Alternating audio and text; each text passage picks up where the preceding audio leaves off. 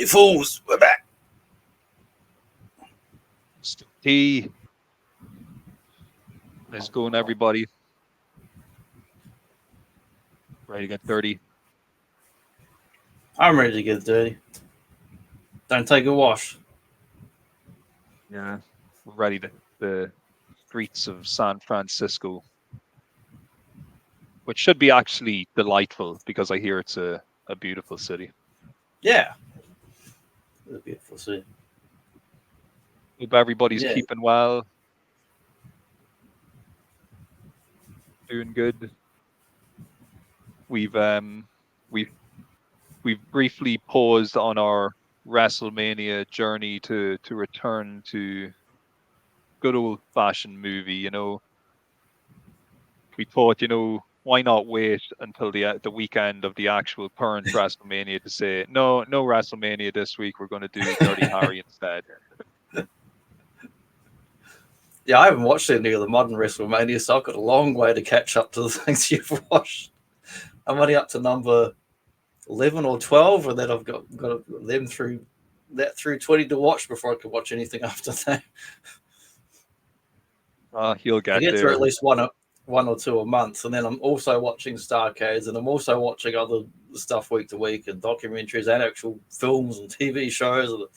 It's just a smorgasbord. Yeah, it's a full-time job. You gotta, but your brain has to record all of this material in order to be able to discuss it. Yeah. Well, but before I moved back to Perth again, which was about 11 years ago, and I was living by myself in a little unit there. I had a garage, and the driveway was 90 degrees. It was impossible to get my bloody old bulky Ford in there. Just couldn't get in there. You could do a 10-point turn. It was impossible to get in because it was up the back of the driveway behind another unit. So I just used it as a storage area, and it was just full of movies, and I had probably easily 1,000 fucking DVDs in there. And for about 7 years, I just watched like movies every day. It was my thing. I still played games, but I was watching at least a movie a day, every day, 7 days a week for about 5 to 7 years. And some days I would watch multiple movies. So I watched a lot of movies at that time because I had nothing better to do. It's good for the soul. Oh, yeah, especially when you're working like real right. gut-wrenching, exhausting work, come home, you just collapse. You just can't move. I'm like just movie marathon every fucking night. Yeah. And among the shish, you'll get to see some golds. Oh, like yeah. what we have I'd today. Seen, Dirty Harry on probably TV in the 80s, but like, the network censored version as a kid, along with the old Sly movies and Schwarzenegger and all that, but not until many years later as an adult did I get to watch them again on DVD and see the full, uncut versions of the film with TV always censors the swearing and the blood and that. Yeah, for me, like the Dirty Harry movies collectively, they were all very interchangeable for me as a kid because they were always on TV, and I just was, I just didn't have the attention span or the understanding to know kind of the correct order or what way they actually fell into each other as original to sequels. It wasn't until I reached my teens and started paying attention to things and went back to watch them on video, and I was like, oh wow, what a series. Even back then I could tell like Harry Callahan is an absolute badass and just an awesome character. Yeah, I remember as a kid seeing lots of movies on network TV for the ads and whatnot, and there's just so many 80s or 70s and 80s films with like cops and guys, and they're always talking a bunch of bullshit and something's happening, and so many of them are just interchangeable and they just kind of blend together in your memory. But yeah, the original first Dirty Harry is like more distinct, more its own film. It's Warner Brothers, so it's like a respected, was respected film studio at that point, but not anymore. They're just putting on garbage these days. They barely exist really, even though they're a big IP farm, but they're just crap. But they used to be known as an actual good film studio doing decent stuff. But this film kind of really skirts the line between like serious drama film and 70s grindhouse with the kind of style and the trailers and some of the voices of that. But then you've got a real legacy director in Don Siegel, who's not you know, he's not one of the new wave Lucas or Spielberg or John Luke Goddard or any of these young auteur guys. He's a real old ham who's done just about everything in Hollywood and put out a hell of a lot of good films. And this was one of them. But this is pretty late in his career. And Eastwood, so of course, learned a lot from Siegel and Sergio Leone as far as directing style, not just acting, but production and sets and how to make a film and edit it and all that sort of shit. And they were able to give the man with no name a name, you know. There's some nice nods to him in this film, though. Actually, like a couple of scenes where it's like real Western style, and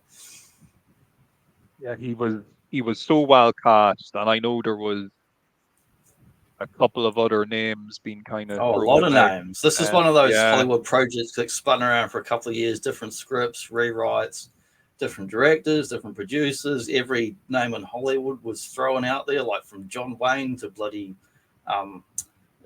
Paul Newman, and just about everybody their name was put up for this film at some point. Yeah, it took them a while to really distill down what exactly they wanted, because like you said, there was multiple scripts. I think there was at least 4 full draft scripts written, and at times, you know, depending on what version of the script you would have been reading, might have been set in San Francisco. There was another one that was set in New York. There was another one that was set in Seattle, and some of them reminds me of Die Hard, actually. Just the number of stuff and tuning around and cast and whatnot. But then I think it was when Siegel came along, he insisted on doing the earlier kind of more hardcore version before it got modified to be more sort of, you know, PC friendly, and you know.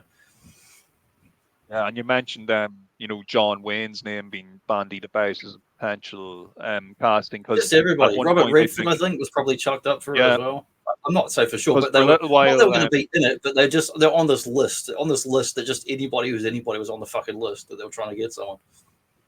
Like one of the versions, I think, of Harry Callahan in one of the scripts, they've written him as like a close to retirement cop. So they were looking at kind of older guys, you know, as well. So yeah, look, we got lucky. We got what we got. It could have turned out quite different.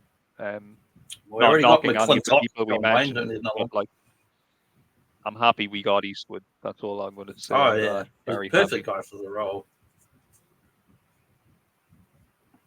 He doesn't break murder cases; he smashes them.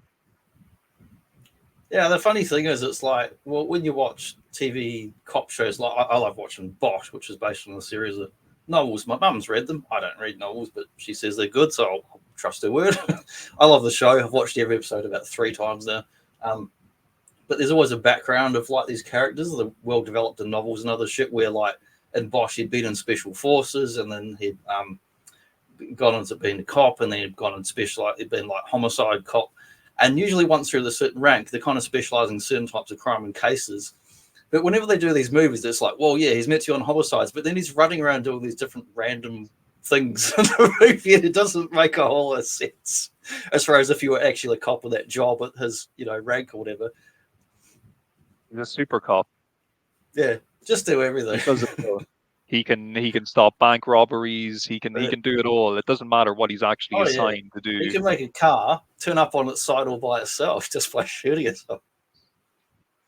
If he happens to be in the area, this guy's a super cop. Oh man, he's the super duper cop. And this gun's bigger than Dirty Harry's, apparently. Extra special, larger magnum. Much longer and wider than Harry's. Very good series, the old Dirty Larry, and I do enjoy the original, but some of the sequels get a bit cack-handed by the time you get onto the later ones. I think the series kind of lost its direction by the time we got to number 7. It's quite back up there. Yeah, 7, they've almost kind of jumped the shark. Even on WrestleMania on them. I think peak Dirty Larry would be Dirty Larry 4, The Redemption. I think was always my favorite of the sequels. Yeah, that was a good one. We'll get to them all. I didn't like the crossover with Michael Myers. That was not a good idea. They shouldn't have done that. Of course, there's the whole rights debacle because, you know, you have to call him Mike Myers because they couldn't say Michael. It was copyrighted. And there's just all sorts of But look, we one of these days we will get to all the Dirty Larrys. I suppose it's only fair that we do Dirty Harry before Dirty Larry, just Yeah, because of, it's just the way the names fall in that respect. yeah, that's the way. But yeah, quick one here. Just chucked up some of the old films with Don Siegel. I think I was not familiar with them because he's done a hell of a lot of films. Like I like Shooters. It was awesome, of course, one of John Wayne's last ones. Coogan's Blood. Any of the ones that did Eastwood, I all enjoyed. Beguiled, I like. Two Mules for Sister Sarah is decent western. Coogan's Bluff's good. Most of his films are pretty good. I worked with Robert Mitchum, The Big Steal. Love Robert Mitchum in pretty much anything. Great actor. Yeah, he did actually And quite a few. Steve McQueen, Hell is for Heroes. Speaking of Steve McQueen, another name that was attached briefly to possibly Yes, having something that's to do right. with Dirty Harry. That's why I'm going to watch Bullet next week because I've got a bunch of films I want to watch again. And I thought, yeah, I'll get him on the list. And Escape from Alcatraz. Escape from Alcatraz. One time. It's funny because I've seen that movie a bunch, but now I always think of the Mythbusters episode where they redid the whole thing. I always think of 79 is Alcatraz. I would thought it was almost 80s, I guess, by the time it's out. When I think of Alcatraz, I think of Roddy Piper voluntarily admitting himself to Alcatraz in order to get in shape for fighting Hulk Hogan. And Play Misty for me was another good one. That was kind of a low key thriller. Like that was like pretty fun, interesting film. Well, I assume it's a lower budget, but it's a good thriller. But yeah, and he's not just 70s films, right back, like 50s, 60s, 70s. He's just got consistently good films through several decades in a way you just don't get anymore, like a John Ford or a Howard Hawks, guys that just have this massive like 50, 60-year careers and put out the hell of a lot of good films. Classic logo. Yeah, there's no Bugs Bunny popping out this time though, which I expect that to happen when I see this Shield. Yeah, there's no shot of a studio before there's like ripply water and then some silly CGI logo comes on screen. No, we only get a swimming pool. There's no CGI. Yeah, great. Straight off the bat, like it's amazing just how nice San Francisco looks. Because I don't know what it was before I went back to watch this. It had been probably at least 6 or 7 years since I watched the first Dirty Harry until this week, and for some reason in my mind I just had it as this almost like everything going to look really gritty and yellow and the Warriors run down, like in my head, and then as I was watching it a few days ago, it's like, oh, everything's just so bright and nice and colorful, and it's just a really beautiful well lit too. I love it. I absolutely love it. But yeah, we got a Scorpio here scoping out his first victim. He's I love the opening shots because they get a nice panorama of the city, and later in the film there's some good helicopter shots showing high views and it just looks fantastic. And just watching this on a big cinema screen would look bloody amazing. Yeah, it's a pretty nasty murder to kick things off, just gets your one dead center in the pool. Not a nice way to go. Also, it makes me think of the old anime Golgo 13 because it was always doing like crazy sniper shots across buildings and stuff, and that was a big, like 70s anime thing. Drops you straight in. Like the pacing of this movie is brilliant. Like once we get the opening credits, which is all the credits you get when a movie from this era, you get it all at the beginning. So yeah, it's very short. Once it kind of just kicks things off like immediately with Harry coming on scene to this murder and getting the scoop basically of what's happened, working things out. He notices the tall building across the road, which he reckons would make a pretty excellent vantage point if you're going to shoot somebody in a pool on a rooftop. So goes up on top of the building, finds the used cartridge as evidence, and also finds a note from the killer Scorpio, outlining his demands, which he takes the note to the mayor and the top brass, so to speak, and this And is it kind was of what sets the wheels rolling. and it was touching on some. I mean, this is an entirely fictional film. That's it's a genre film all the way, and it's a vehicle for Eastwood, but it did riff on the real life Zodiac killer, which to this day they don't definitively know who that guy was. I was reading an article this week about it, and it's like the list of suspects is up to like 10 or 30 people or something at this point, because apparently it was so popular because as a hobbyist thing, where amateur sleuths have been like trying to figure out, well, who was the Zodiac killer and all this, and did he really kill all these people? Because he famously wrote to these letters here, except the Zodiac ones. I don't know 100% because my knowledge is coming from real articles, but also that David Fincher film was also based on the Zodiac, where he had the newspaper clippings and the letters and all that, like ciphers and codes and shit. But he was riffing on the real life stuff going on. But they know the Zodiac killer definitely killed a certain amount of people, but in writing he claimed to kill some ludicrous amount, like another 50 or 100 people or something no one ever knew about, or that never turned up, so he was probably full of shit. And they couldn't prove who he was, and it's become a real hobbyist thing of people trying to figure out who he was. And it's like the JFK shooting, it's just become this thing decades later. All the stuff's built up about, well, there was theories it might have been this guy or this guy because he lived here in this period and he was out of prison and whatever. But then that's been disproven, and it's still going on now. Apparently, there's still going on now. People are still looking this up. And apparently, I reading some stuff. Some law enforcement agencies were still investigating this guy post year 2000, even when he was probably likely dead. And why they were still looking him up, but it became this like cultural fascination with the Zodiac killer. Well, maybe it's a theme. Gotta pick a good theme. And especially for when this movie was made, it's still obviously very fresh in everybody's mind. And I think is it Andy Robinson? That's the name of the guy who plays Scorpio in this movie. Like, he's a fantastic actor.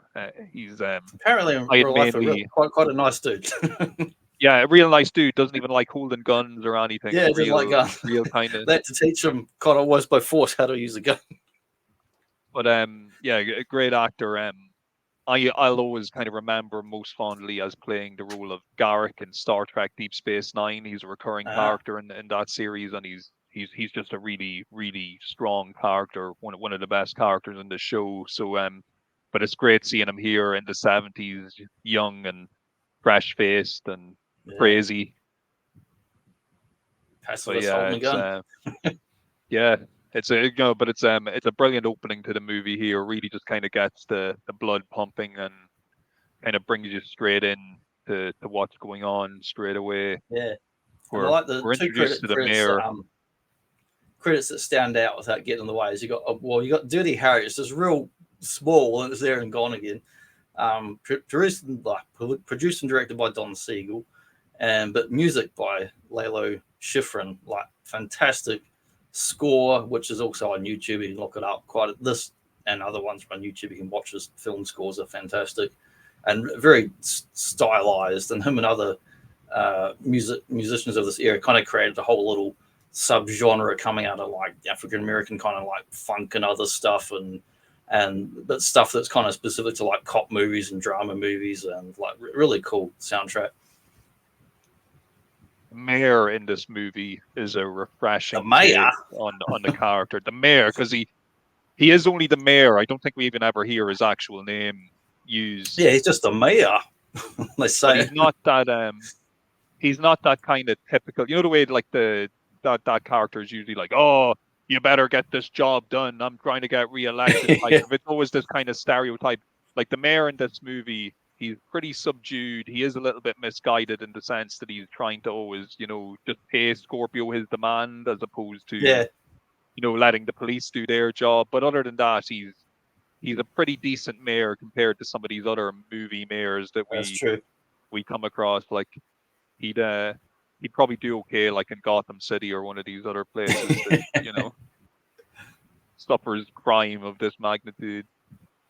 But yeah, he's Harry though, his exchange with Harry at the beginning is classic because he's being briefed about this Scorpio killer, and he calls Harry into the room and he's like, I want to report on this, you know, give me your report, Inspector. And like Harry's like, well, I mean, sitting on my ass for the last 45 minutes in your waiting area, waiting to be called in. Just because they're just wasting time getting, like, you know, debating back and forth about what are we doing. And he's like, well, let's get out there and do something. Yeah, we don't need this bureaucratic bullshit. Let's just, you know, hit the trail and start looking for clues. And of course, we get probably the most iconic, famous moment in this movie. Yeah, it's always in the like trailers and the DVD releases and modern trailers and that. So Harry, he's feeling peckish. He goes to get a hot dog at his local favorite diner, and he notices when he's walking in to get his hot dog that there's a car parked outside the bank with the engine running. So he goes in, he's placing his order, and he says to the guy behind the counter, you know, is that car still parked in front of the bank? Is the engine still running? And the guy's like, oh yeah, there's a car parked there. And he's like, okay. He's like, right, I want you to he gives him a little piece of paper with a phone number on. He's like, that's the police department. So I want you to call them and say that Detective Callahan says that there's a 211 in progress. You got that? And the guy's like, oh, right, yeah, okay. So Harry thinks he's just going to sit back and watch the cops arrive and arrest the bank robbers. But then all of a sudden he hears gunshots. He's like, oh, shit. So he has to go out and do something about it. So he walks out onto the street, still eating his hot dog. I think we should take note that he does not actually drop the hot dog at any point. He still continues to enjoy it, hopefully. And he proceeds to take out the bank robbers in classic fashion. And within the space, Western style, he's like across the street and he just pulls his gun out and just starts shooting. But the guy, totally, one-handed. It's a bit of a Han Solo moment, because if you watch it, it goes quite quick. You might think he just shoots them because they're running out and they've robbed the place. But the guy who runs out actually shoots at Harry first, and then he shoots back, but he's accurate and hits him. Yes, and guy even gets a blast off with a shotgun on Harry, which does clip him in the knee. But it's ultimately Harry that's the better aim with his 44 Magnum that's able to take these guys out.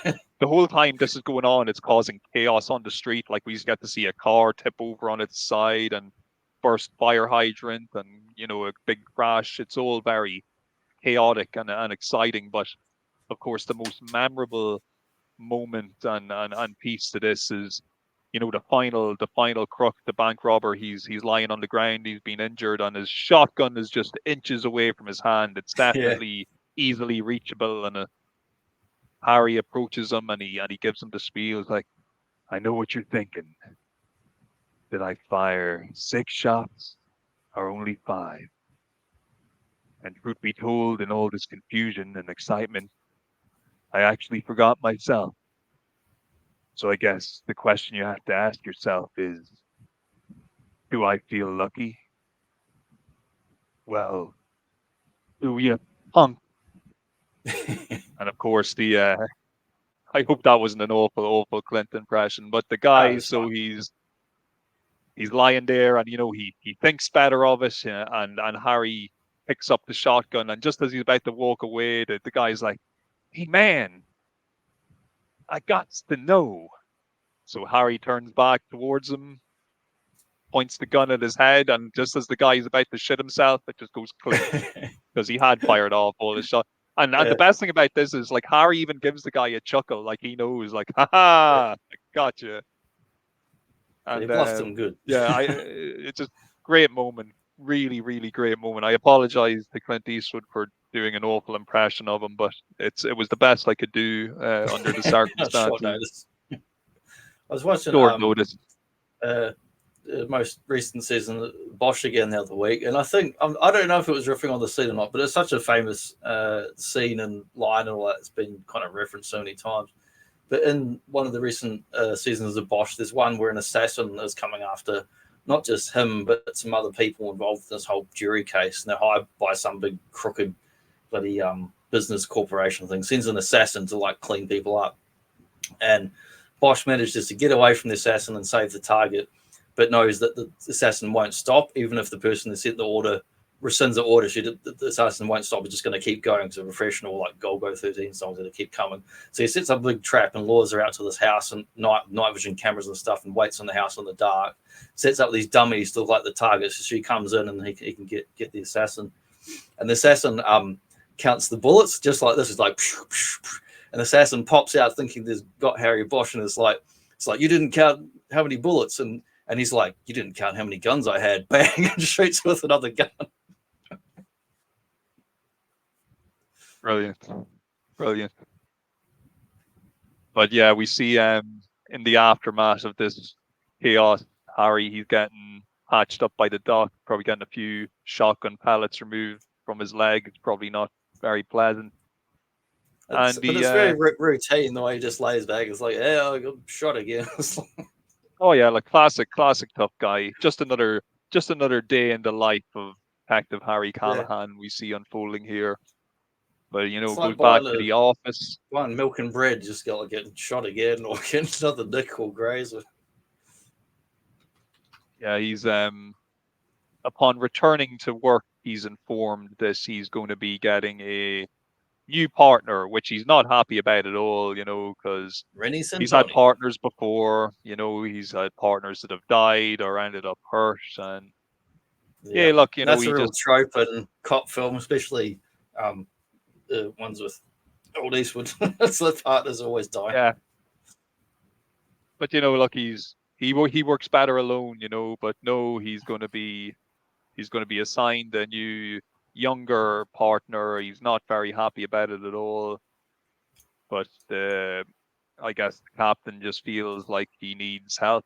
Working on this case if they're going to catch Scorpio. So it's Pico Gonzalez is the name of his new partner, and they're going to. I always recognize him, even though it's a 70s film, because there's Poppy. You peed on the sofa on Seinfeld. Same guy. So the idea at the moment to try and catch Scorpio is that they're going to just try and like really use good old fashioned detective work. They're gonna watch the building tops. They've like helicopter patrols. They've lots of sites kind of cornered off, and they've even reached out to Scorpio, who had sent them during who'd been using the newspaper to communicate with them. They've said that they'll agree to paying his whopping fee of $100,000 to stop murdering people. But they just need time to actually get the money, so they're asking him to be patient. And they do some good policing of actually like canvassing the neighborhood and the helicopter flying, doing the sky patrol, and actually using their resources, Yes, and bear in mind, younger viewers, they are using the resources that were available at the time. So it's not like today where you can just be like, okay, let's pull like the last 48 hours of CCTV footage from the whole city. We get a bolo? Probably got like streaming. It's like it's a different time. It's a different time, and have we got body cam footage of that? Yeah, exactly. You ain't gonna get any of that. We just got a building. It was really far away. It was so far away you can't even see it. We're going to go up there and look for clues. We've just about got walkie-talkies on the go here, so we're doing pretty good. There's a couple of shots of walkie-talkies, and then we get payphones, of course, the old payphone acting, which I love. But yeah, well, Scorpio, he will not be deterred, and he will not be patient. He's an eager beaver, and he wants to get his next target. And we do get to see a nice little moment of him actually showing off his kit, so to speak. We see him open up his case. He's assembling his rifle. He's picking his target. But unfortunately, that pesky pork chopper in the sky, those goddamn cops in the helicopter, they spot him just before he was going to do the job he meant to do. He runs away. He runs away. he is deterred. He gets the heck out of there. But in the meantime, we've got Harry and the new kid. They're doing the search. They're going door to door, and we get to learn maybe one of the reasons why Harry's called Dirty Harry. He'd He's a been dirty tailing man. a guy into a building, and Harry, he stands up on some bins and garbage cans that are outside an apartment to peek in the window to see who's gone in there, and gets to see a woman with baps out, and also gets almost beaten up by some neighbors who think he's like a peeping Tom until his partner stumbles upon the scene and chases them off. And And the of funny course, thing is, the guys that's when that he like actually says, kind of beat him up, you think they're just like random punks or something, but they're actually like locals that be protective of the person. But I yeah, don't know if they're meant to be part of I don't know, like prostitution racket or not. I don't know. well, they refer to the woman as Hot Mary, I believe. It's like, Mm, hey, he's spying on yeah, Hot Mary, yeah. So who knows what the So relationship is between Hot I don't know Mary if and they're all just these good men. intended, well intended neighbors, or if they're actually like hired muscle. I don't know. But it's a busy night for Harry because he also has to deal with a jumper situation. We got a guy who's Yeah. looking to end his own life. He's on top of a building, and the reason he's been spotted is because obviously they're watching the rooftops of all these buildings. So they originally thought he Ah, could have yeah. potentially been the sniper, but they ask Harry to, since he's already on the scene, will you go up on the lift and talk him down? And Harry does talk him down in his own unique way. He's telling him about how he's going to make a real mess when he hits the Yeah. ground, and that he wouldn't want I, to be I anywhere near the reckon ground. Lethal Weapon totally lifted this scene. Oh, completely, completely. Yeah, he gets the guy actually so wound up that he tries to lunge at Harry to choke him, and that's how Harry is able Yeah. to He's like, successfully you got to give me nab your him. driver's ID. He's like, why? It's like, well, because before we make such a mess, we can't identify you. We just want to know who you are, what you got. And look, strategy. Some people may say it's questionable, but in this instance, it works, and he saves the Yeah. man's life. At the end of the day, you can question his methods, but you can't deny the fact that Harry is a cop who gets things done, Yeah, and he he gets does results. manage to save this man's life. Doesn't a tweed blazer. He does it in a tweed blazer, looking very dapper this whole time, I must Yeah. say, is our Harry. Kind of his But colour too, like the brown, because he's brown in a lot of the westerns, and then he's brown in quite a few of the cop films, and then it's the greys when he's a bit older, when he's going grey in the suits. it's stuff like this though. We mentioned obviously the bank robbery earlier, and now we've got this the potential jumper. It's little things like this where we're getting to see just how Harry would deal with these situations. Like you said, it's not necessarily his expertise, but he's just a guy who gets things done. And if he's on the Mm. scene when a crime's happening, he's gonna do his best to either prevent the crime or save a person or do whatever he has to do in the moment Yeah, to make sure like the and best also outcome comes about. the other thing in common with Lethal Weapon is well, Dirty Harry's not crazy, but he's a real can do sort of guy. Which Riggs is also like that, as well as being post traumatic stress disorder. But both of their wife has like recently died, Yes. so it kind of Well, motivates part of their Riggs. behaviour. They don't have someone at home to rein them in, or if they do get killed at work, they're like, "Well, so what? There's no one at home waiting for me." Well, Riggs from Lethal Weapon, he's a loose cannon, whereas Yeah, Harry is just a cannon. He's a steady yeah, cannon. but he's more. I mean, this was more, restrained, but he's like he's can do, but he's more restrained, and he's more like I guess you'd call like conservative, even though he does things that might seem to be almost outside the law, and that he does, actually uphold the law. And the cops, they've had this ingenious idea where they're essentially just going to lock the doors of all the buildings that are really kind of high roofs and stuff. Yeah, because they've They're going announced to the lock all the target doors. Zodiac killer style about who he's going after, like the priest and all that. And Yes, yeah, and they've kind of set up this thing where The only rooftop they haven't locked is one that happens to look over like the Catholic Church, where the priest has agreed to, like, you know, come outside and act as like an actual lure, a target. And believe it or not, Scorpio actually takes the bait. He sets himself up across the way, and he's about to take out the priest, but Harry and his partner are already lying in wait. They've got their own little sniper set up in place. Unfortunately, though, as these things happen, they don't get the clean shot on Scorpio. They miss.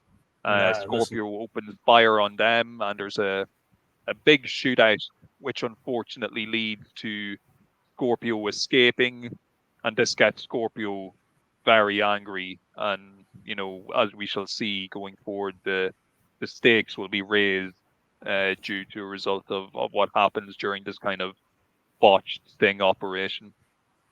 He's pretty good at escaping for a guy who's on foot. We don't see him drive a car or nothing. So I assume he must have gone and like checked out the scene beforehand and how fast he could get up and down a building, and, you know, sort of, apart from being a lunatic, he must have done some kind of planning to always escape that way, unless it's just a convenient plot device. I don't know.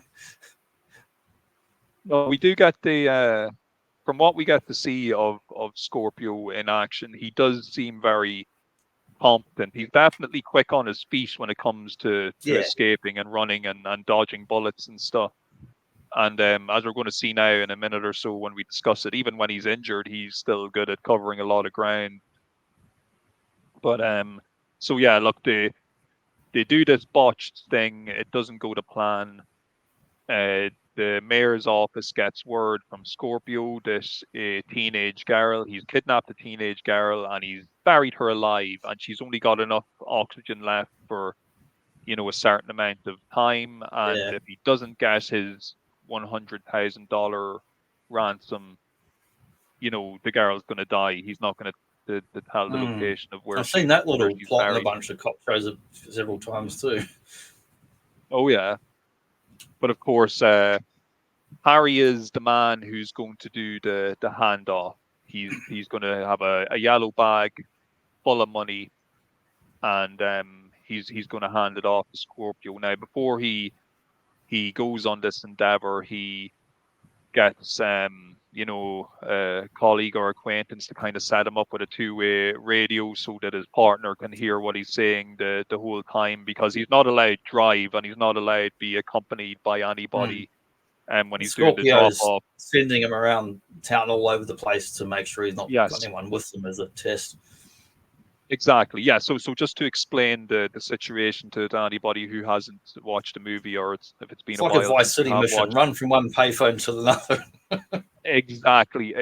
That's a spot on way of describing it. So Harry initially he has to go to a payphone, and the payphone calls. It's Scorpio on the other side, and he says, "Look, I'm going to bounce you around town. You're going to have to keep getting payphones by a certain time that I'm calling. I'll be watching you. I'll know if you're being followed or if you've got anybody working with you. This is my way to kind of get you to where I want you to be without being followed." So he sends Harry on a wild goose chase around town. Harry's having to run from phone box to phone box, answering the phones, you know, before they hang up. And eventually, when he gets to the final phone, Scorpio instructs him to go to this particular public park where there's a big kind of white cross in the center, and that's going to be the handover area where the money is going to be delivered. So Harry shows up, as does Scorpio. Scorpio is wearing a red ski mask and he's got the machine gun on Harry. He's like, "Drop your gun." So Harry drops his gun. And, you know, instead of just, you know, asking Harry to hand him over the money or whatever, he proceeds to actually go ahead and like beat the shit out of Harry, because it's established here that Scorpio, he hates cops. Like, he really hates Yeah, cops, and he's like calling him a dirty pig and stomping on his chest and kicking him in the face. He's yeah. I really think it breaks doing some a ribs. number on him. Oh yeah.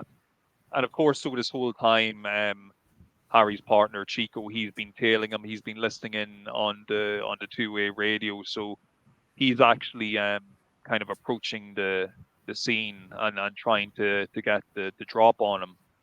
Now, once again, unfortunately, he blows his cover. Scorpio realizes he's there and just starts spraying his machine gun, and he hits Chico. But during all this fracas, Harry reaches into his sock and pulls out a nice little butterfly knife, and he stabs Scorpio right in the leg. It actually looked incredibly painful and nasty. He just he shoves that blade the whole way in. Like, it looks like it goes through like pretty much like his whole leg.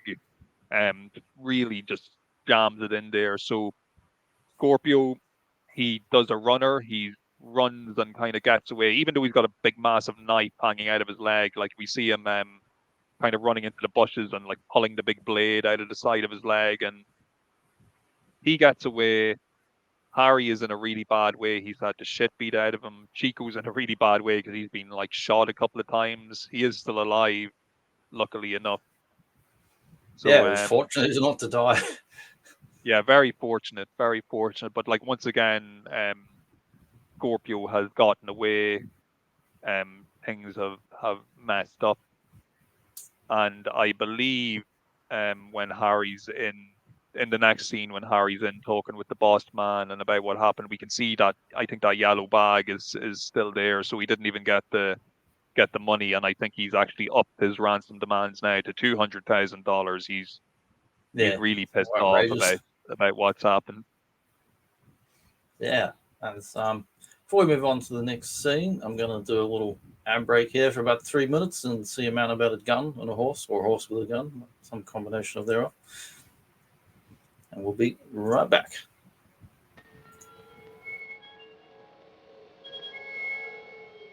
This is about a movie about a couple of killers. Harry Callahan. And a homicidal maniac. The one with the badge is Harry. Oh!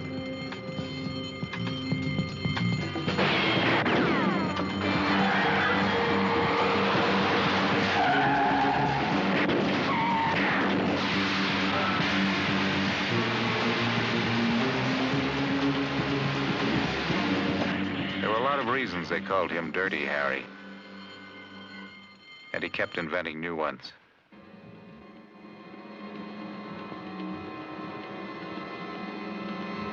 Don't pass out on me. That was a pretty good pinch you made yesterday. The chief was pleased. He was, huh? Yeah, he really was. He wanted me to tell you, well done.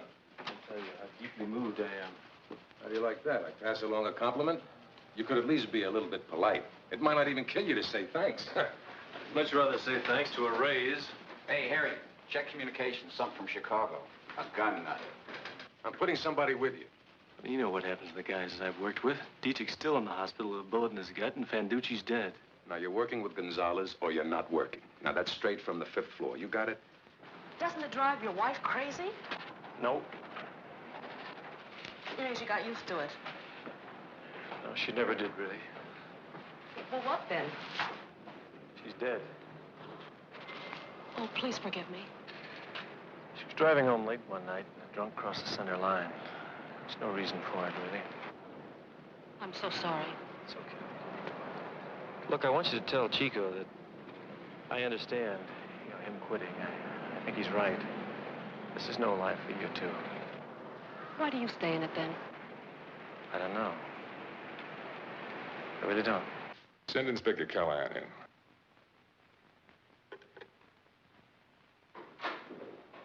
Mr. Mayor, Inspector Callahan. All right. Let's have it. Have what? Your report. What have you been doing? Oh, well, for the past 3/4 of an hour, I've been sitting on Sam, your outer office, waiting on you. Damn it all, Harry. That's the mayor you're talking to. Clint Eastwood. Detective Harry Callahan. You don't assign him Stop! to murder cases. You just turn him loose. Now, what the hell is he doing up there? Were you sitting on your hand while during the break? I was sitting on my hand. Yeah, intense.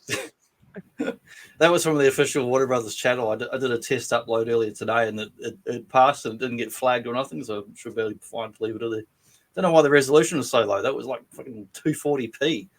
It's like on the official WB channel. I think they have a better version of their own trailer. No, that's as far as their budget will stretch.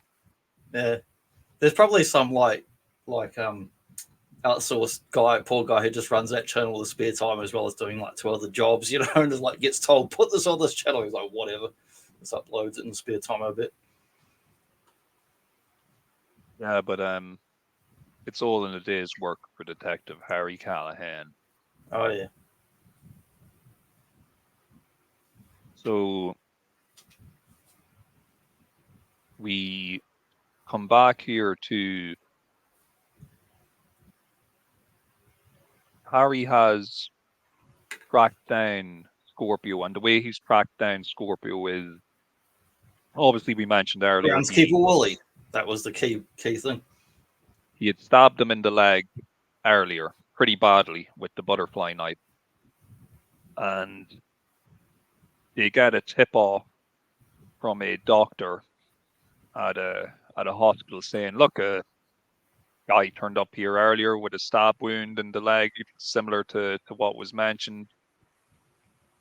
So Harry turns up at the hospital and he's like, "Okay, can you tell me what the guy looks like?" Blah blah blah, the usual questions, and the doctor's like, "Oh, like I know the guy, like I've seen him around Carrying here. a He big lives sniper around here." rifle.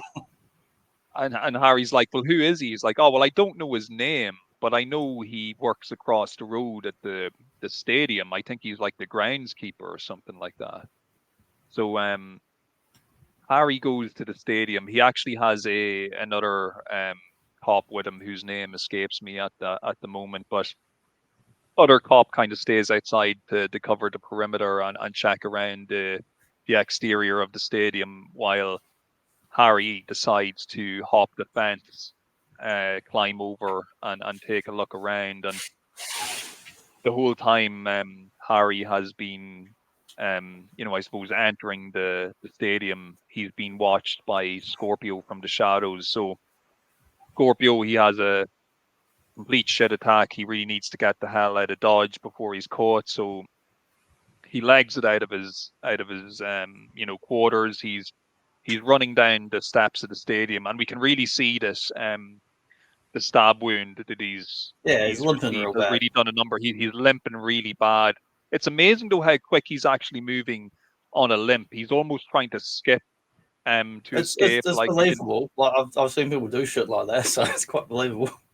oh yeah, and look when the adrenaline is running and pumping, Yeah. and you need to get out of there, that's what's going to happen. But we get this great moment where Scorpio, he's running across the football field, and all of a sudden, the cop that's with Harry, he flicks on the stadium lights, so it's all illuminated, and Harry just screams at the dude to freeze, but he doesn't. He keeps running, so Harry has to pop one in his leg to slow him down and put a stop to him. But it's so funny when we see Harry walk over because he's so pissed off with all the shit this guy's put him through, and you think, oh well, Scorpio, he's been a brutal killer so far, and he really did a number on Harry earlier, so he's probably going to have a bit of a fucking tough guy talk with him. But instead, Scorpio's like, "Don't hurt me, don't hurt me.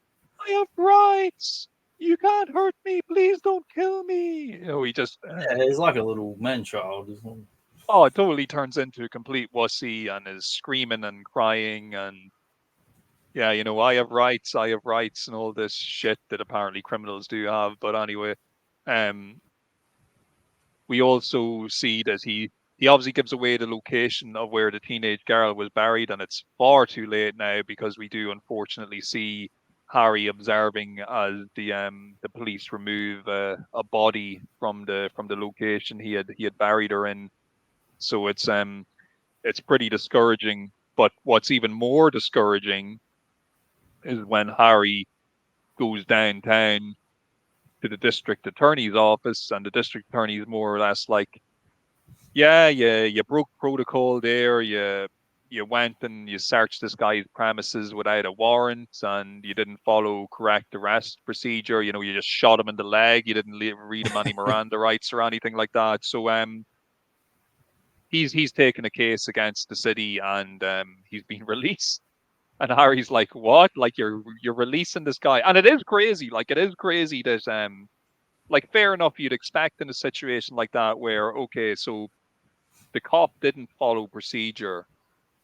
So yeah, the He cop didn't should be know for punished. sure that the guy was actually there. He was just investigating a potential place, you know. And it's not a home like, or a house. It's a fucking shack at a football stadium.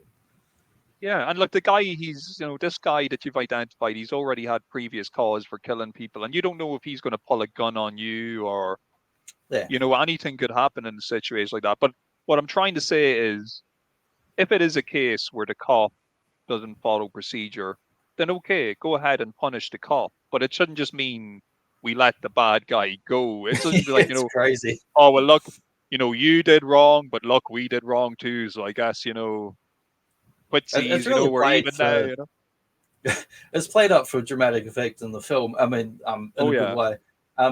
But it's something you see in just about any kind of long-running cop show or procedural. There'll be like, well, the criminal, the guy we literally saw murder a bunch of people, gets away on a technicality, or goes to court and gets out on a technicality, or they didn't follow procedure. So it was a real thing they were kind of drilling home at this time of the 70s, doing a film like this. And the film critic, it's that classic cliche of you got to do things by the book.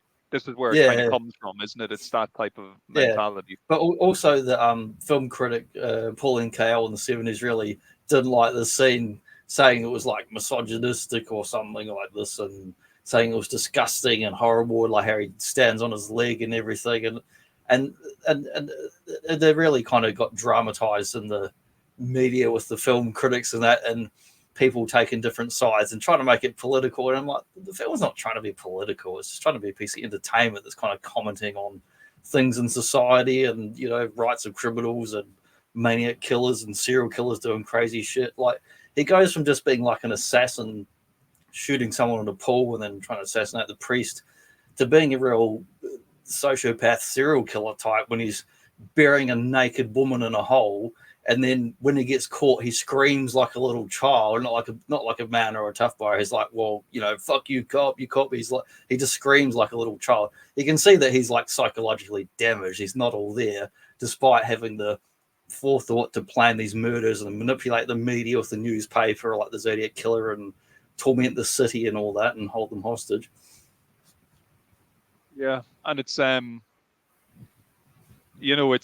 it's a big motivator though for Harry, because he's like, look, well, I'm not going to let this scum walk the streets freely. Like I'm essentially going to be this guy's shadow. Like no matter where he goes, I'm not going to be far away. I'm going to be watching him, and against obviously the wishes of his superiors, he decides to start tailing him, and he's tailing him everywhere, because we see Scorpio, like he goes to a park where he's kind of creepily watching kids and stuff, but then he looks over and Harry's just sitting there staring at him. And then another time he's at a local skin bar, strip club, and enjoying the nightly delights, when all of a sudden turns around and there's Harry there once again, watching him from afar. So Scorpio, he's really starting to feel the heat.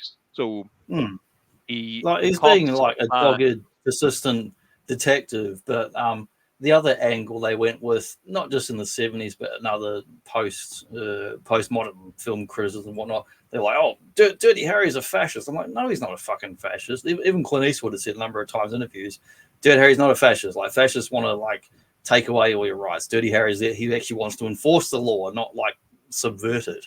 But they show the drama of it and how far he can go within his role. And I mean, morally and ethically, yeah, when he stands on his leg, it's wrong, but they play it up for the film.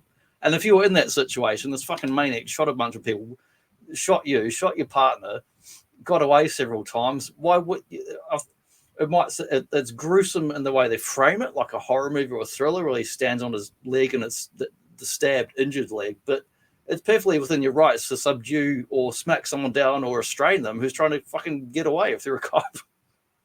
Well, 100%. And don't forget at the time when this is all going on, there is still a chance that the girl who was kidnapped is alive. So Yeah. time is ticking down, and like he's probably willing to do anything to get the information out of him as to where the girl is. So if that means, standing on his leg or roughing him up a bit, he's willing to go that far in order to save somebody's life potentially.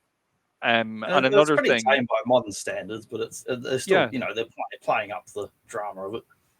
Plus, he's not a dirty, even though he's Dirty Harry, he's not a dirty cop, because No, he's if not he a dirty was a cop. He's dirty not cop, crooked. He's the opposite. He's like the father on that 70s show from the 50s sort of guy who's so by the book, but some of the things he do, he's just kind of proactive and getting shit done. well, if he was crooked, he probably would have done what a lot of cops back in the day were doing, and he could have just, killed Scorpio and Yeah, he then could have just killed him right planted there. he could have planted evidence then to say, oh no, look, he had this gun on him and I had no choice. Him and his partner could have lied. If they were crooked cops, that's what would have happened. But what happened was he ended up, being reprimanded and being punished because, he took it too far in the eyes of the district attorney. So he was, he was reprimanded. But look, as we were saying, he's been tailing Scorpio. He's been watching him like a hawk. So Scorpio decides to frame Harry, essentially. He pays a man he pays to the guy to beat beat him up. And boy, does that guy do a serious number on him. Now, Scorpio, he doesn't do himself any favors, because even after he gets the absolute tar beat out of him, he still says some quite racist and inappropriate things to the man, who ends up giving him a few extra digs for free just because he's insulted him so much. And we can all appreciate that as well. So he pays a man to beat him up, but then he tells the press that it was actually Harry who beat him up, and Harry's been It stalking shows that me. he's clever to manipulate the media and use it that way. Oh yeah, and it means as well that Harry really has to back off, because the captain's asking him, it's like, okay, so did you beat him up? And Harry's like, no. And he's like, but were you following him? And Harry's like, yeah, because he was following him and he wasn't supposed to be. So I like neither even can. Same scene. Oh, It's like, well, how do we know you didn't beat him up? It's like, well, because he looks too good. And if it was me who beat him up, he'd look a lot worse. Yeah, look at how clean my knuckles are. That's how you know. That would be, so, unless you're wearing like real thick boxing gloves or something. Yeah, your knuckles would be a mess. We do get to see. We got an update on partner Chico, who's recovering in the hospital. The hospital, by the way, I'd love to go to this hospital in San Francisco where you have your out on top in the sun. It just looks really, really nice. But yeah, so it's some nice ladies Harry, there. he goes. Yeah, there's some real nice ladies there. But he goes to visit Chico. Chico's chatting with the wife, and he's like, "Look, Harry, I've been shot. I've been injured. I'm kind of starting to think about, what's the future going to be. I am actually a qualified teacher. Maybe a cop's life isn't for me." And Harry's like, "All right, okay." And he's walking out of the hospital, and Chico's wife's with him, and she's talking to Harry, and it's like, "Oh, I just don't think I'm cut out to be a cop's wife, And as we saw in that little ad block you played earlier, she starts asking him, well, how does your wife cope with it, and how does she manage it? And we find out, unfortunately, that Harry's wife is deceased, and she died previously in an accident involving a drunk driver. This is another Lethal Weapon type of deal comparison as well, because in the first Lethal Weapon, isn't the original reason given for Riggs's wife being killed that it was some type of car accident involving like a drunk driver or something? But then they retconned that. I forget the exact details, but it's very similar, and that's why he's suicidal when he's sticking the gun in his mouth at the start of the movie. Yeah, but I think now in the second Lethal Weapon, they kind of rejigged that. You find out that the South African criminals had something to do with his wife dying. They kind that's of some retroactive bullshit. Yeah, they do a bit of retconning there, but no, I think it originally was quite similar to Harry's circumstances, where it was just more like a tragic accident as opposed to somebody actually deliberately, murdering somebody. But anyway, that aside, got a very memorable scene here where Scorpio, he's out of the hospital, he's all beat up and he's bloodied up, he's limping around, and he goes to this late night off license and he's ordering a few bottles of whiskey and stuff, and he's chatting to the cashier, and he's like, you're the shop that's always getting robbed all the time, aren't you? And the cashier's like, yeah, that's why I had to buy this gun, to protect myself. And he's showing him the gun. He goes to put the gun back in his pocket, and Scorpio just lamps him across the head with a bottle. The bottle. And the bottle that you just bought there. Yeah, the bottle he just bought. Bonks him. I would never want to run a liquor store in any big city in America, because every cop show and film, they're always getting robbed or beaten up or shot, and yeah, it's just a funny way that he's able to get the guy to show him his gun just so he can actually rob him. It's brilliant. Yeah. But of course, he uses his newfound gun to commandeer a school bus. He gets onto a school bus as some kids are getting off. Oh yeah. You're a morally sane, good citizen. You want to hijack the old Springfield school bus. Oh yeah, and I love it's that classic yellow school bus that we never had over here. I only ever saw them in American movies and TV. Yeah, but American movies and Simpsons, and the old auto bus. Yeah. But of course, the poor bus driver, she's very distraught. Scorpio more or less puts a gun up against her ribs and is like, "You're going to drive wherever I tell you." And if you try and call for help, if you veer off course, if you do anything, I'm just going to kill you and all these kids on the bus. So he makes her drive the bus to a payphone while also simultaneously encouraging the children to sing songs, or like singing Old MacDonald and all these like. When he's not smacking them with kids in the head, just showing he's an absolute dirtbag. Oh yeah, he pistol whips a couple of kids for not singing heartily enough, So maybe he could have had a career as a school teacher in the 70s later on with those type of skills. But anyway, he makes them drive to a payphone and he contacts the mayor's office, and he's like, "Look, I have a bus full of kids and I'm armed. So what you're going to do is you're going to have a private jet waiting at the airport for me. The $200,000 are going to be on that jet.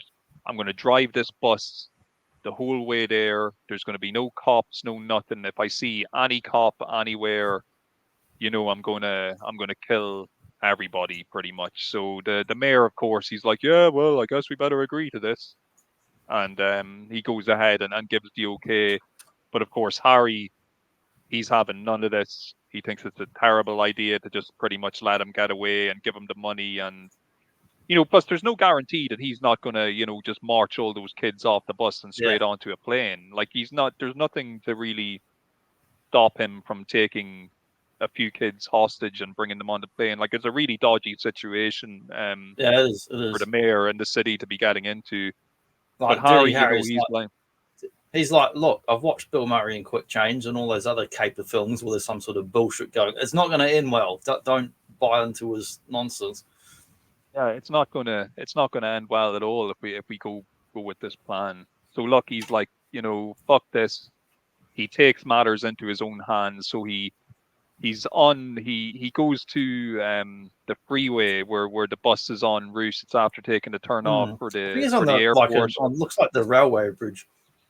Yes, he's standing on a railway bridge, and he waits for the school bus to drive under him, and then he jumps down. It's a real like Western moment where he's just standing there ominously in the distance in the frame, and then it gets closer, and he's just waiting, real calmly. It's great.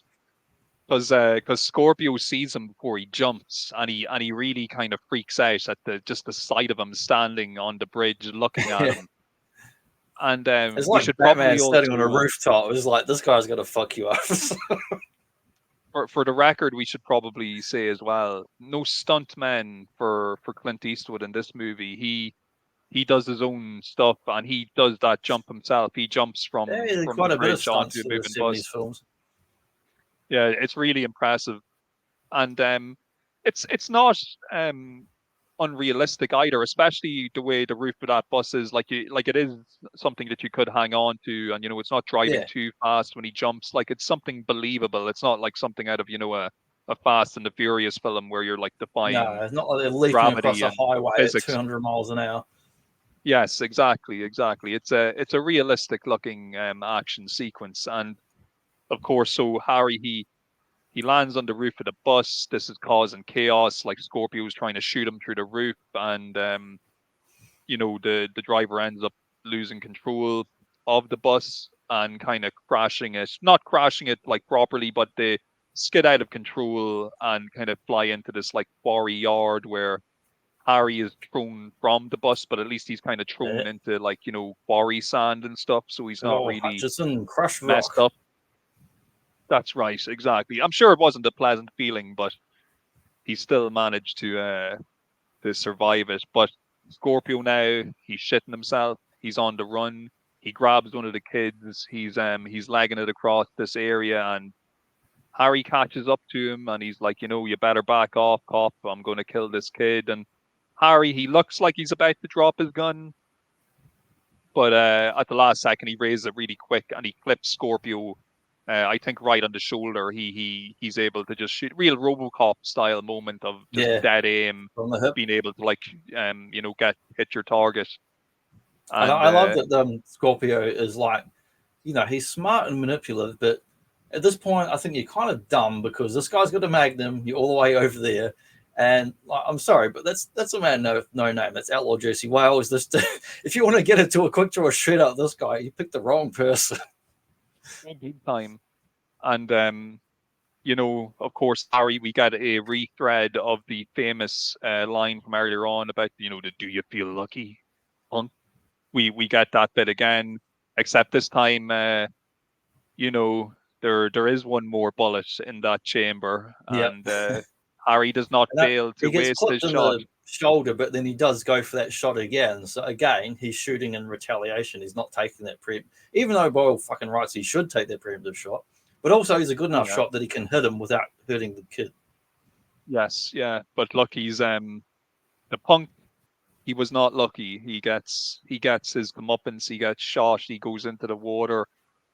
Of course, we get this moment of reflection with Harry that definitely is going to be ignored in all the sequels because he still remains a cop. You can tell it's meant to be a one and done film at this stage where he throws the badge away, but then all of a sudden in the next films they just ignore that. He's back into work again.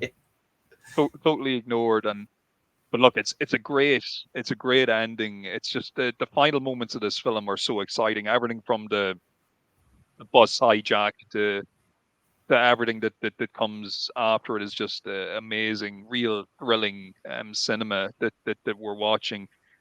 It's a pretty satisfying movie in the sense that like you don't have to wait for ages for to see Scorpio get his a few licks done to him either, because like Harry, like on several occasions, so first of all, like he managed to stab him in the leg earlier on, which is a pretty nasty wound to inflict on someone, but he does give him a decent kind of run about the place. Like Scorpio never has it really easy in this movie. Like from the moment Harry really kind of gets on to him, he's nearly always on the run and on the back foot. Like even though he's just about keeping one step ahead of Harry the whole time, like by the time we get to this moment here for the ending, like look at how like fucked up and beat up Scorpio is. Like I know some of that is like self-inflicted from the guy he paid off, but like he's just a mess. Like his face is all messed up. He's like limping from the 2 leg wounds, the stabbing, and like picked Harry, the wrong like, guy to mess with. Like big time. Like, most other cops wouldn't have given a shit and just turned up and done the minimum work and gone home, but he got the wrong cop and the wrong guy who's going to doggedly pursue him and come after him and not stop. Yeah, he used excellent police work to put an end to this. Like he really done him in the end. But it's definitely satisfying seeing him fucking plug the bastard, because he was a nasty piece of work as well. Like there was nothing likable. You know the way, like if this was like say a modern take in this, you probably would have gotten to see Scorpio as like the normal guy who turned bad or whatever. With my family, and then he's the Joker all of a sudden. yeah. Like there's no fucking sympathetic aspect to it. Like he's a piece of shit. He's killing. They play up the women. He's like killing kids. human rights and procedure, all that stuff 3/4 of the way through. Then in the next scene, it's like, oh, no, he's kidnapping a school bus of kids to really drive home what a ruthless, amoral piece of shit he is. Yeah, because the guy, he literally got a kind of a get out of jail free card. Like if he just kind of used the whole violation of the rights thing, he could have walked away free and went about living his life and doing whatever. But he decided to keep on upping the ante. He just never gave up in his quest to get the money, and he was willing to like kill and do whatever he had to do. It seemed like to he get couldn't it. stop himself. He had some kind of plan that got derailed when they're onto him, and he seemed like he literally just could not come up with a new plan or stop himself. Like he's like, I don't know if he's mentally ill or not, but something's going on with him. Yeah, he's what happens if like groundskeeper Willie ever just got access to firearms. Maybe Yeah. maybe he just wasn't being paid enough to look after the stadium, and he's like, no, I need a They're quick little injection children. of I'm cash. kidnapping them. Yeah, I'm sick of these kids laughing Sick of and the little cheering all bastards. the time. But yeah, he was Scorpio, great character. Like I said, great actor as well, and yeah, just a perfect villain for this first Dirty Harry movie, just to really pick things off in an exciting way. And it works good that they sort of play against type. They don't make the bad guy like some tough macho guy. He's more of a bit of a waif, he's a smaller guy, but he's smart and intelligent using the firearms, but it makes it more interesting. Definitely. And don't get me wrong, like he's still there's plenty of sinister elements to him. Like he's a creepy guy, and you definitely probably wouldn't He's feel a one-man comfortable tag around team him. from the south with that balaclava on. Yeah, I thought it was pretty funny as well. Maybe funny is the wrong word to use, but I mean it in funny when compared to modern Funny, day strange. views. Yeah, strange that earlier on when he went into the liquor store to steal the guy's gun, like obviously when he walks in, he's all beat up with black eyes and broken nose and stuff, and the guy behind the counter's like, "What happened to you?" And Scorpio's like, funny how "Oh, I'm amusing to you. I'm funny." Scorpio was like, "Oh, well, I hit my wife, so then her brother beat me up." The guy's just laughing, and they're both just laughing about it, like, "Oh, that's totally normal. Yeah, you battered your wife. Oh, sure, of course, that's just what happens, But yeah, it's different times to put it mildly. I don't think you would stumble across two people having a conversation like that these days. No, I don't think so. It's either a taxi driver in these sort of films and Deer Hunter and whatnot. Different times we're living in now. But yeah, we'll take a little black break from the WrestleMania-thons, and we'll come back to that in a couple of weeks. But in the meantime, a couple of other films coming up on the old Boba Joe show. Oh yeah. Excellent. So I knew RoboCop 2 was coming, but now I see Mad Max 2 is on the list as well, so I'm super excited. I'm just thinking, what other number twos are there? Because last year we did a whole bunch of number two, not those kind of number twos. Thank you, film sequels. And I thought, what else is there? And that we will get later in this year. We're going to do some more. Oh, after these ones, I'm going to do some more manias. After that, I'm thinking we'll probably do a science fiction month, and we'll get to some aliens and Predator and whatnot, which will be more number twos there, aliens and Predator 2 and whatnot. But before that, I was really keen to get to these two to round out RoboCop 2 because we've done the first one. Mad Max 2 because the first film's excellent. We might cycle back around to it because I haven't done Terminator 1 yet. So we'll probably come back around to some number one films down the track and do their own little theme of those. Yeah, well, I'm looking forward to doing both of these. I'm always entertained by RoboCop 2 and Mad Max 2. The Road Warrior is just one of my favorite Mad Max film. I absolutely love it. My favorite Mad Max film until they made Fury Road, so I guess now they're kind of both equally my favorites. I saw Fury Road in the cinema, and it was mind blowing to watch in the cinema, man. Of all the films I've ever seen in the cinema, I wish I could watch Fury Road in the cinema again. Yeah, I also watched it in the cinema, and it was quite the experience. I'd love to watch Mad Max 2 in the cinema someday. That would be a real treat. Hopefully, Like I've got like a do some list. type of screening I of it. really can't remember it, but I used to have a short list, like stuff like probably it was second or third Bond with Sean Connery, Into the Dragon, just a list of stuff I would love to see in the cinema that's before I was born or well, hasn't ever been on or like a retro cinema thing that I've been able to go to. Just stuff I'd love to see even once on a big cinema screen as it was intended. Amen. At least we have On giant big ass TVs to enjoy stuff at home now. At least it's somewhat to get that widescreen format. Yeah, and you'll always have the advantage of not having to interact with other humans as well if you stay in your own house. Oh, yeah. So, That's probably my which is a favorite thing throwback. about it. No stale popcorn on the floor, no sticky seats, and people, well, since they had fucking smartphones, some idiots always sitting in the row in front of you with a bright light and chatting and going text chatting or some shit. Oh, Jesus. Yeah. Oh, Like I no one know goes to all cinema about to it. watch the movies. They just go there because they're bored or they hang out with their friends or whatever, Whereas I've always gone to the cinema since age 14, 15. I used to ride my push bike down to the old Hoyt State in Christchurch every week for about a couple of years ago. This movie's $5. Wayne's World 2, saw it twice. Jurassic Park, saw it twice. And just big gap. Then was in Australia later on. I used to go to the cheap cinema in Perth City around 2003 every week for a couple of years. And to watch the film, and I'd sit and watch the fucking film, and not a word comes out of my goddamn mouth because I'm watching the film. Yep, that is the purpose of the cinema. Not to have a really loud conversation and make videos for TikTok. Yeah, no, you should have a loud conversation, have the brightness up to maximum, have some sort of shenanigans involving, I don't know, some sort of sexual action involving somebody in there, and anything other than watching the film, basically. Or start a fight or a punch up. That's another good one. Someone starting a fight in the fucking cinema. Yeah, sit in somebody else's seat and then start a fight with them when they come to get their seat. My fight will be watch the fucking movie or go. Just get out. What are you doing here? Yeah. Just leave me alone. Let me enjoy this in peace. And they'll go home, you cranky bastard, and watch movies at home. I fucking will then.